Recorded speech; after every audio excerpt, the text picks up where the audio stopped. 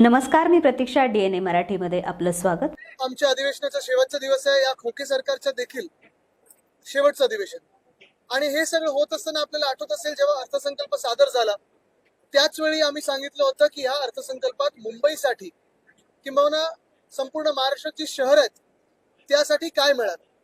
एकंदरच आपण पाहतोय गाजर बजेट आपण पाहिलं होतं, पण मुंबईसाठी असेल, ठाण्यासाठी असेल, MMR साठी असेल, शहरांसाठी असेल, काहीच मिळालं नाही. त्या दिवशी आम्ही शिवसेना उद्धव बाळासाहेब ठाकरे म्हणून आम्ही मागणी केली होती की मुंबईत असो किंवा इतर ठिकाणी असो, जिथे जिथे SRA अनेक वर्ष हे प्रकल्प रखडलेले आहेत, झोपडपट्टी पुनर्वसनाचे प्रकल्प रखडलेले आहेत, तिथे म्हाडासारखी जिथे आपण BDDची डेव्हलपमेंट केलेली आहे तसं कॉन्ट्रॅक्टर नेमून सरकारने विकास करावा, ही आमची पहिली मागणी होती.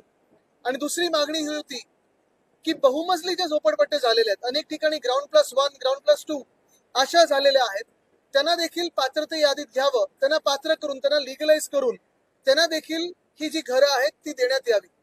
मी आज मिंदे सरकारला, आज खोके सरकारला चॅलेंज करत आहे, हिम्मत असेल तर आज शेवटच्या दिवशी मुंबईसाठी आमच्यासाठी आमची मागणी जी आहे ती मान्य करा आणि बहुमजली SRA जे आहे ते देखील तुम्ही मान्य करा, कारण ही मुंबईची गरज आहे. आज आहे खोके सरकारचा शेवटचा जे दिवस आहे तो आहे.